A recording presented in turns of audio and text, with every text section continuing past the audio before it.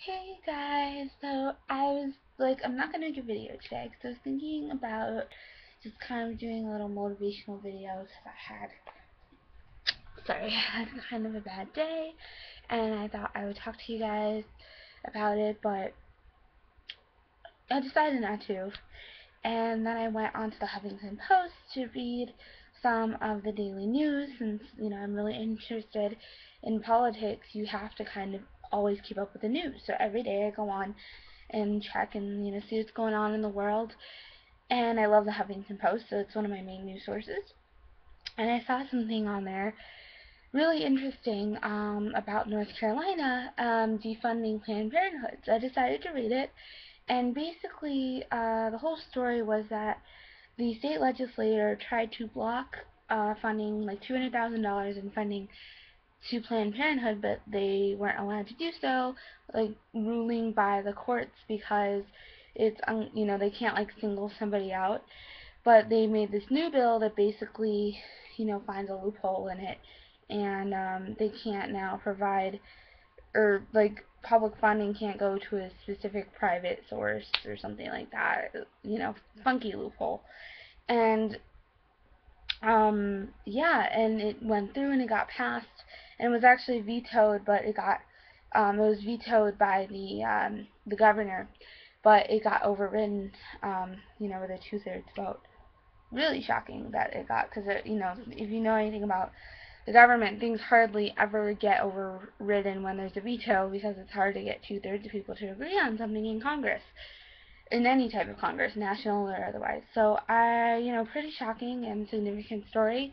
Um, I don't understand the logic. I try to get into the mindset of a Republican and understand the reasoning behind this. Okay, so you don't like Planned Parenthood. Planned Parenthood, I think, a lot of the bad stuff that people associate it with, I guess, comes from, number one, their notoriety, because they're pretty much one of the only family planning publicly funded clinics, throughout the United States.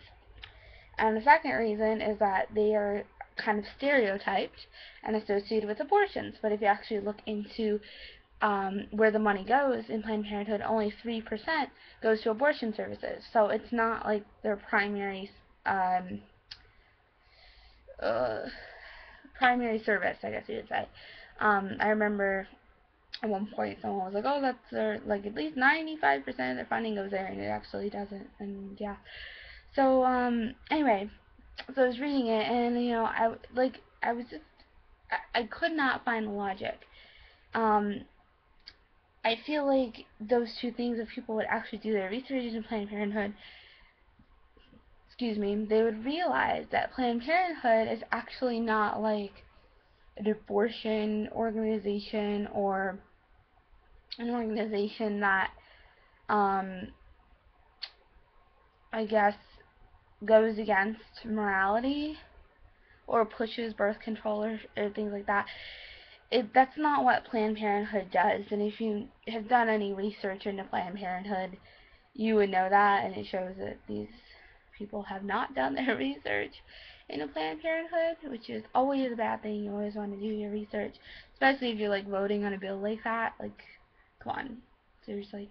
So, when I think about the Republican mindset, I think it primarily is either one of two things. I think it's either the abortions that people get, hold up, I hate Planned Parenthood because I hate abortions, and yeah, okay. So I think that is probably the main reason. Again, most people don't know that only 3% of their funding goes there, or maybe they don't care. Maybe 3% is enough. Um, maybe that's enough for them. Because, you might remember earlier this year, Susan G. Comer was going to take away their funding for Planned Parenthood because of abortion services, but then there was this huge public outcry and they decided not to. But maybe they don't care. Maybe 3% is enough, and if it's even like 0.1%, it's too much. We're not going to fund you because you give abortion services. Okay, so the ironic thing, I guess, is that it actually is pushing your personal point of view onto other people. When you have a position in the government, You're supposed to, in theory, it doesn't work like this in practice, um, vote for different bills and present different bills and legislation based on it's based on what the people want. So, if the people that you're representing in your state or in your county or in your country are saying, hey, we want funding to go towards stem cell research, you're supposed to take all that into account, and a lot of this is done, of course, through calling your congresspeople or writing them, supposedly. You're supposed to take all this information and so say, okay, I'm going to act on behalf of my people, because that's the whole idea. It's representation. These people are representing you and all the other people that live, in whatever geographic location, and they're going to vote pretty much kind of besides their own viewpoint on an issue based on what the people want and constitutionality and all those things, but mostly based on what the people want. And that's the ironic thing, is because it's supposed to be accurate representation. It's supposed to be representing. It's supposed to be your spokesperson. So they're supposed to have, your goals and ideas and values in mind when they're voting on these things. But it doesn't seem like that's happening. It seems like what's happening is people come in here with their personal agendas and use this platform and this power they've been given to their advantage to further their own political agendas, not really taking into account what other people think or what people they're representing believe. They're just kind of making the decision, and it's based on what they think, and that it's just unfair. Even if you are going, I don't really have a problem with people voting somewhat based on their personal beliefs. But I think you have to make that clear when you're trying to be elected and not, reverse it. Kind of like how the Senate, the United States Senate, we're all like, oh, we're going to help fix the economy, the GOPers, in the midterm election in 2010, and then, oh yeah, now we're going to turn all this around and put all these anti-abortion laws and act and do all these things against women, and yeah, we're not even going to pass a bill that has to do with jobs or the economy. Nope. Yeah, you have to stick to your promises, and because if people elect you based on your platform, then you kind of have to stick to that platform somewhat, right? That would kind of make sense. Um, so, I think it's just horrible that these people just come in and, vote for all of these bad, I guess, anti-women and anti-other things, but this specifically anti-women legislation, based on something so trivial like the abortion services. If you don't believe in abortion, cool, that's fine. You don't have to get one. There's no one forcing you to go and get one, holding a gun to your head and telling you that you have to go and get an abortion, right?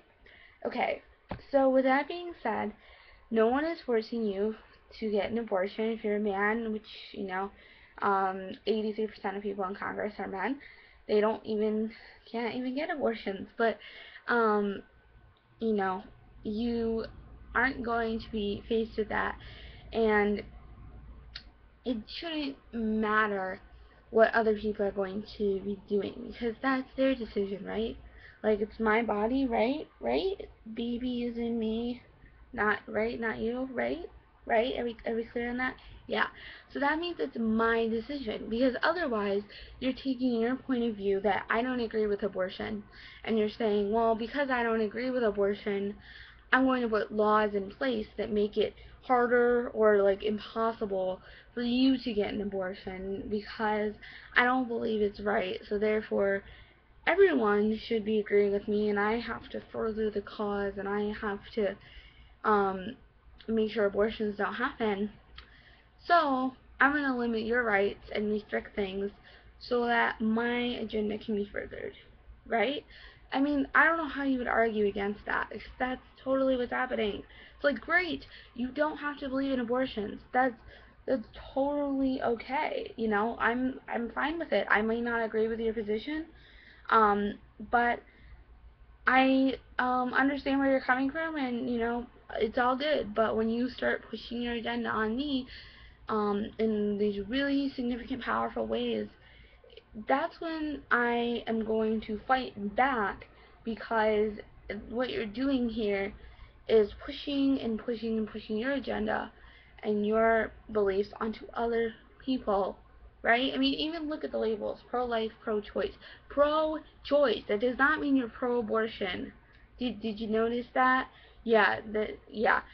It just means I'm for women being able to decide what they want to do with their own body. That's it. That's it. Um, there's nothing else. I'm not saying, yeah, go out and get an abortion. Go right on and do it, do it, do it. I'm not pushing abortion. And that's, I think, how pro-choicers are made to look. And it's like, do you even understand what choice, do you understand what that word means? It's not pro-abortion, it's pro-choice. I'm for the choice. For you out there, if you have a vagina, to be able to make your own decision about your body. That's it. If you don't want to get an abortion, great. You don't have to get one. I'm not telling you to go get one.